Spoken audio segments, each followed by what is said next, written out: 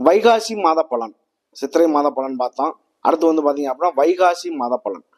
தமிழ் மாதத்துல வந்து பார்த்தீங்க அப்படின்னா என்னென்ன சுப நிகழ்ச்சிகள் வருது, என்னென்ன அசுபமான நிகழ்ச்சிகள் வருது, இது எல்லாமே வந்து பார்த்தீங்க அப்படின்னா நல்ல நாள், கெட்ட நாள், கரி நாள், இது எல்லாமே வந்து தொடர்ச்சியா பார்க்க போறோம். இந்த தமிழ் மாசம் வைகாசி மாசத்துல வந்து பார்த்தீங்க அப்படின்னா முகூர்த்த நாட்கள் மெயினா வந்து பார்த்தீங்க அப்படின்னா ஒரு சுபகாரியம் பண்ணணும், ஒரு நல்லது பண்ணணும் அப்படின்னாலே வந்து பார்த்தீங்க அப்படின்னா நமக்கு முகூர்த்த நாள்கள் தான் தேவைப்படுது. இந்த முகூர்த்த நாள்கள்ல வந்து பார்த்தீங்க அப்படின்னா 20ஆம் தேதி ஞாயிற்றுக்கிழமை 2/6/2024 இங்கிலீஷ்க்கு. இதே வந்து பார்த்தீங்க அப்படின்னா தமிழில் வந்து 20ஆம் தேதி, 27ஆம் தேதி, 28ஆம் தேதி, 30ஆம் தேதி, இந்த 4 முகூர்த்தங்கள் வந்து பார்த்தீங்க அப்படின்னா நல்ல மெயினான முகூர்த்தமாக இருக்குது. இந்த முகூர்த்தத்தை வந்து நல்ல ஒரு காரியத்துக்கு வந்து பார்த்தீங்க அப்படின்னா பயன்படுத்துறது ரொம்ப ரொம்ப ஒரு சிறப்பான ஒரு விஷயம். இந்த வைகாசி மாசத்துல வந்து பார்த்தீங்க அப்படின்னா மெயினாக வந்து வைகாசி விசாகம் வருது. இந்த விசாக நட்சத்திரங்கிறது வந்து பார்த்தீங்க அப்படின்னா ஒரு ரொம்ப விசேஷமான, வைகாசி மாசத்திலேயே விசாகம் நட்சத்திரங்கிறது வந்து பார்த்தீங்க அப்படின்னா ரொம்ப விசேஷமான ஒன்று. அதுலேயும் வந்து அக்னி நட்சத்திரம் ஓடிக்கிட்டு இருக்கு. அக்னி நட்சத்திரம்னா கத்திரி வெயில் சொல்றோம்ல, இந்த கத்திரி வெயில் வந்து பார்த்தீங்க அப்படின்னா கிட்டத்தட்ட ஒரு 27 நாட்கள் ஓடுது. சித்திரை மாதம் 21ஆம் தேதியே ஆரம்பிச்சிருது. அதாவது 4/5/2024 ஆரம்பிச்சு வைகாசி அதாவது வந்து 18ஆம் தேதி முடியுது. 31/5/2024 இந்த கத்திரி வெயில் முடியுது. கிட்டத்தட்ட 27 நாட்கள் இது நடைமுறையில இருக்கு. இது கத்திரி வெயில்ல வந்து வெயிலினுடைய தாக்கங்கள் கொஞ்சம் அதிகமாகவே இருக்கும், கண்டிப்பாக இருக்கும். அதுலேயும் வந்து பார்த்தீங்கன்னா வைகாசி விசாகம் அப்படிங்கிறது வந்து பார்த்தீங்க அப்படின்னா 22ஆம் தேதி வருது. வைகாசி மாதம் 22ஆம் தேதி வைகாசி விசாகம். இது ரொம்ப பெரிய விஷயம். இந்த குரோதி வருஷத்துல வந்து வைகாசி மாதம் 1ஆம் தேதி, இந்த 1ஆம் தேதியில இருந்து 30ஆம் தேதிக்குள்ள ஒவ்வொரு ராசிக்குமே, அதாவது 12 ராசிக்குமே எப்படிப்பட்ட பலனை வந்து கொடுக்க போகுது அப்படிங்கிற ஒரு விஷயத்த நம்ம தெளிவா பார்க்க போறோம். அன்பார்ந்த சிம்ம ராசி அன்பர்களே, சிம்ம ராசி அப்படின்னாலே ஒரு கம்பீரமான ஒரு தோற்றம் உண்டாகும்.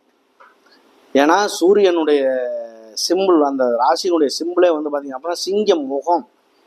அந்த முகத்தை தோற்றத்தை கொண்டவர் வந்து பார்த்தீங்க அப்படின்னா அந்த ராசியினுடைய அதிபதி சூரிய பகவான். சூரியனை மையமா வச்சு இயங்கக்கூடிய கோள்கள் தான் அனைத்துமே. அதனாலதான் இந்த சிங்க முகம், அதாவது வந்து கம்பீரமான தோற்றம் சொல்றதுக்கான காரணம்.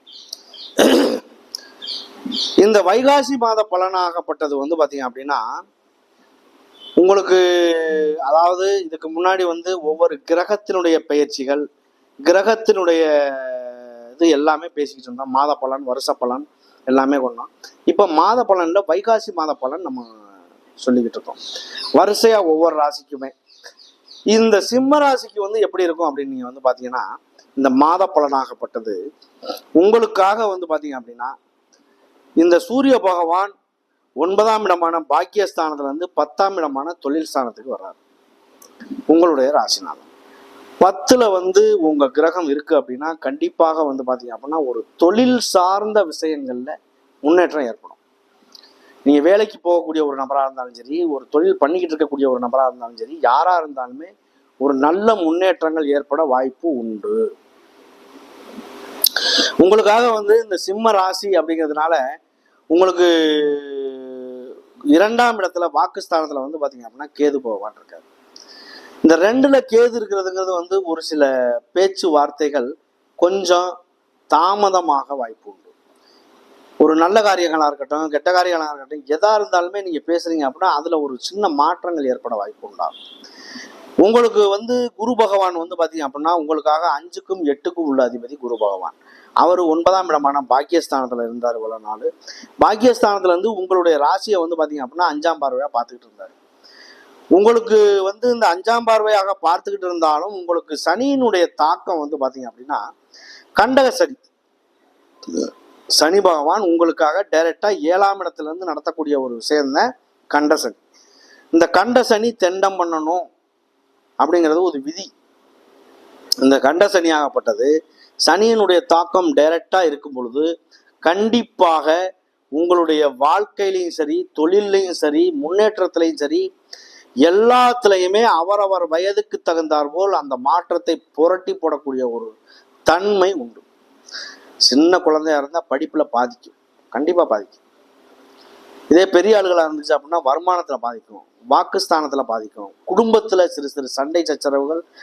சிம்மராசியை பொறுத்தளவுக்கு கணவன் மனைவிக்குள்ள சிறு சிறு சண்டை சச்சரவுகள் ஏற்படும். அதுவே ஒரு சில பிரிவினைகள் கூட ஏற்படும். அது அவரவருடைய விதியினுடைய அமைவை பொறுத்து. அப்ப உங்களுக்கு அந்த விதியினுடைய அமைப்பு எப்படி இருக்குங்கிறத வச்சுதான் இந்த விஷயத்த சொல்ல முடியும். இந்த சிம்மராசிக்கு வந்து பாத்தீங்க அப்படின்னா 9ஆம் இடமான பாக்கியஸ்தானத்துல புதனும் சுக்கிரனும் இருக்காங்க. 10ல் சூரியனும் குருவும் இருக்கு. 8ஆம் இடத்துல வந்து பாத்தீங்க அப்படின்னா ராகு செவ்வாய் இருக்கு. 7ஆம் இடத்துல சனி பகவான் இருக்காரு. அப்ப இந்த சிம்மராசியை பொறுத்தளவுக்கு எப்படி இருக்கும் அப்படின்னா, ஒரு சில நன்மைகளும் உண்டு, ஒரு சில தீமைகளும் உண்டு. அது அவரவருடைய விதியாமுடைய அமைவை பொறுத்து. உங்களுக்கு இன்னைக்கு கண்ட சனியே ஓடிக்கிட்டு இருந்தாலும் குருவினுடைய பார்வை இருக்கும் பொழுது, அந்த கெட்ட இடமா இருந்தாலும் அதை குருவினுடைய பார்வை படும் பொழுது, தோஷமான இடத்த கூட அது பார்வைப்படுது அப்படின்னா அது சுபமா மாறுறதுக்கான வாய்ப்பு உண்டாக்கிக்கும். அதுதான் குரு பார்வை. அப்ப அந்த குருவாகப்பட்டவர் வந்து உங்களுக்காக 10ஆம் இடத்துல வந்து குரு இருந்தால் ஒரு சிலருக்கு பதவியும் பறிபோகும் என்று சொல்வார்கள். ஆனால் சூரியனோட சேர்ந்து இருக்கிறதுனால 10 என்பது ஒரு ராசிக்கு தொழில் ஸ்தானம். அந்த தொழில் வந்து சிறந்து விளங்குறதுக்கான ஒரு வாய்ப்புகள் உண்டாகும். அப்போ உங்களை பொறுத்தளவுக்கு வந்து பாத்தீங்க அப்படின்னா, இந்த தொழிலாகப்பட்டது ஒரு தொழில் பண்ணக்கூடிய ஒரு நபராக இருந்தால் 2 தொழில் பண்றதுக்கான வாய்ப்புகள் உண்டாகும். 10ஆம் இடம் வேலை செய்யுது அப்படின்னா 6ஆம் இடமும் வேலை செய்யும். 6ஆம் இடம் வேலை செய்யும் பொழுது வந்து பாத்தீங்க அப்படின்னா தொழில் சார்ந்த விஷயங்கள்ல முதலீடுகள்ல அதிக முதலீடு, லோன் வாங்கி கடன் மூலியமா நீங்க ஒரு விஷயத்த நீங்க பண்றீங்கன்னா தொழில கண்டிப்பா முன்னேற்றம் வந்தே தீரும். எந்த காரணத்துக்கு ஒன்று குறைபாடு இருக்காது. இந்த வருடம் உங்களுக்கு பண வரவு செலவுகள் அதிகமா பண்ணக்கூடிய நபர்களா இருந்தாலும் சரி, பைனான்ஸ் அந்த மாதிரி தொழில் பண்றதா இருந்தாலும் சரி, ரியல் எஸ்டேட்டு அந்த மாதிரி பண்றவங்களா இருந்தாலும் சரி, வெளியில குடுக்கல் வாங்கல் வட்டி அந்த மாதிரி எல்லாம் கொடுக்கக்கூடியவர்களா இருந்தாலும் சரி, எல்லாத்துலயுமே வந்து பாத்தீங்க அப்படின்னா சரியான ஒரு முடக்கங்கள் முடங்கித்தான் நீங்க மேல வர்றதுக்கான வாய்ப்பு கிடைக்கும். ஏன்னா இனி வந்து இந்த குரு பகவான் உங்களுடைய 10ஆம் இடத்துல இருந்து உங்களுடைய தனஸ்தானம், வாக்குஸ்தானம், குடும்பஸ்தானம், கல்வி ஸ்தானம் அப்படிப்பட்ட இடமான 2ஆம் இடத்தை பார்ப்பதினால், இந்த 2ஆம் இடத்தை பார்க்கறதுனால உங்களுக்கு வந்து பாத்தீங்க அப்படின்னா இந்த வருமானங்கள் ஓரளவுக்கு கைகூடும். நமக்கு இந்த பணம் வரும் வராது அப்படிங்கிற ஒரு சந்தேகத்தில் இருக்கக்கூடிய ஒரு பண வரவு செலவுகள் உள்ள வர்றதுக்கான ஒரு வாய்ப்புகள் உண்டாகும், கைக்கு வந்து சேரும். அது இல்லாமல் வந்து பார்த்தீங்க அப்படின்னா உங்களுடைய 4ஆம் இடத்தையும் பார்க்குறாரு. உங்களுடைய 2ஆம் இடம் 4ஆம் இடங்கிறதுனால வீடு வாசல், தொழில் சம்பந்தமான விஷயங்கள், வண்டி வாகனங்கள், வெளியூர் வெளிப்பயணங்கள் இது எல்லாமே வந்து பார்த்தீங்க அப்படின்னா நல்லா கைகூடும். தாயினுடைய இருந்து வரக்கூடிய ஏதேனும் சொத்துக்கள், சொத்து சம்பந்தமான பணங்கள் இதெல்லாம் கூட ஒரு சிலருக்கு கிடைக்க வாய்ப்பு உண்டு. தாயினுடைய உடல்ல இது வரைக்கும் இருந்து வந்த குறைபாடுகள், மாற்றங்கள் எல்லாம் நல்லதா மாறுறதுக்கான ஒரு வாய்ப்பு உண்டு.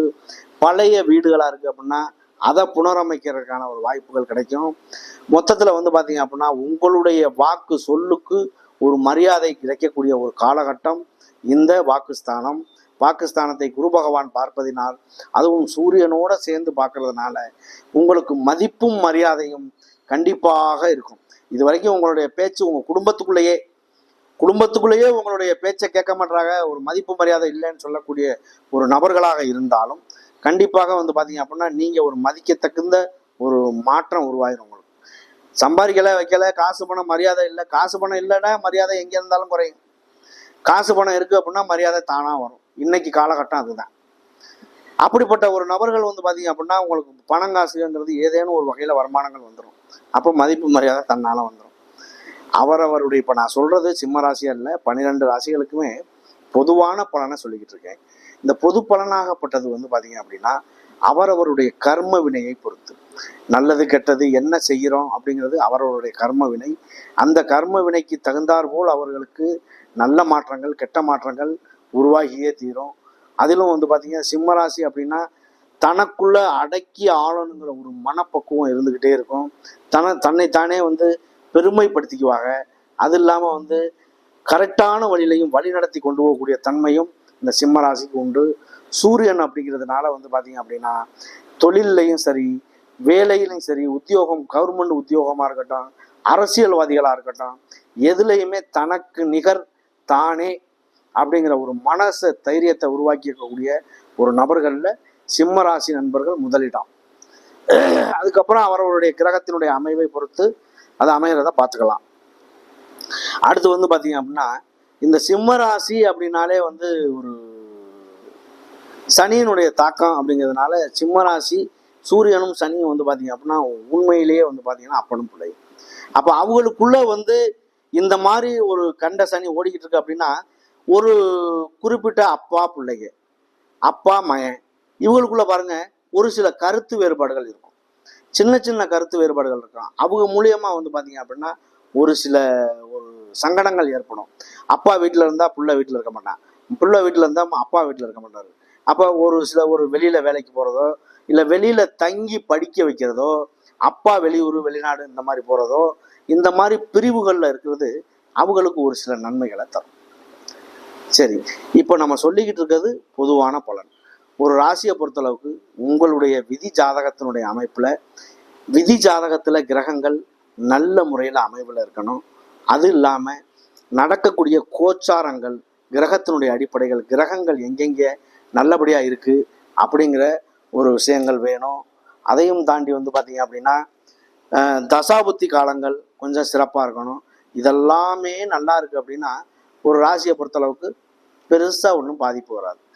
லக்கணமோ ராசியோ லக்கணாதிபதியோ ராசி அதிபதியோ நல்லா இருந்தால் எத்தனை கெட்ட கிரகங்கள் அவரை வேணாலும் பார்க்கட்டும், பார்த்துச்சுனாலும் ஒன்றும் பண்ணாது. நம்மளே ஸ்ட்ராங்காக இருக்கோம், நமக்கு என்ன அவருக்கு பண்ண போகுது, ஒன்றும் பண்ணாது அப்படின்ட்டு அவர் இருப்பார். அதாவது லக்கணாதிபதியோ ராசி அதிபதியோ ஸ்ட்ராங்காக இல்லை அப்படின்னா, கெட்டு போயிடுச்சு அப்படின்னா, விபரீதமாக இருக்குது அப்படின்னா, எத்தனை நல்ல கிரகங்கள் பார்த்தாலும் அவர் திருந்துறதுக்கான வாய்ப்பு கிடைக்காது, நல்லது நடக்கிறதுக்கான வாய்ப்பு இருக்காது. இதுதான் மெயினான ஒரு விஷயமே. எந்த ராசியாக இருந்தாலும் எந்த லக்கணமாக இருந்தாலும் லக்கணாதிபதி நல்ல இடத்துல பலமாக இருந்துக்கணும். 1, 5, 9 இருக்கணும் அப்படின்னா ரொம்ப சிறப்பான பலன், நல்ல பலனாக இருக்கும். லக்கணாதிபதி 9 போய் அமையுதுன்னா அது ரொம்ப பாக்கியஸ்தானம், எல்லாருக்கும் அமையாது. அது மாதிரி அது ஒரு கொடுப்பனை, எல்லாருக்கும் ஒரு கொடுத்து வச்ச மாதிரி. இந்த சிம்ம ராசி அப்படின்னாலே வந்து பார்த்தீங்க அப்படின்னா 3 எல்லா ராசிக்குமே 3 நட்சத்திரங்கள். சிம்ம ராசியை பொறுத்தளவுக்கு மக நட்சத்திரம், மக நட்சத்திரம் முதல்ல வருது, 4 பாதங்கள் அதில் வருது. மக நட்சத்திரம் அப்படிங்கிறது வந்து பார்த்தீங்க அப்படின்னா கேதுவுடைய நட்சத்திரம். உங்களுக்கு தனஸ்தானம் வாக்குஸ்தானமான 2ஆம் இடத்துல கேது பகவான் இருக்கிறதுனால உங்களுக்கு இந்த மக நட்சத்திரக்காரர்களுக்கு இந்த வைகாசி மாதமாகப்பட்டது இந்த நடக்கக்கூடிய கிரகங்களுடைய அமைவில் நல்ல மாற்றங்களை தர்றதுக்கான வாய்ப்புகள் உண்டு.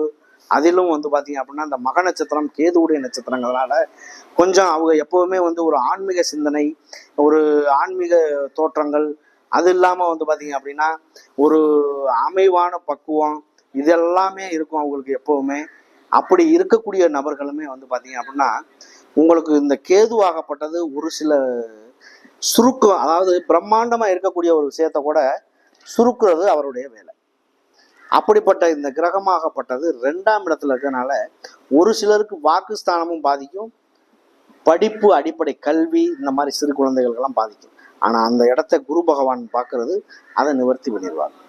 அப்போ இந்த வருஷமே அது நல்லா தான் இருக்கும், ஒன்றும் குறைபாடுகள் இருக்க வாய்ப்பு இல்லை. அப்போ இந்த மக நட்சத்திரக்காரர்களுக்கு அருமையான ஒரு காலகட்டம் இந்த வைகாசி மாத பலன்.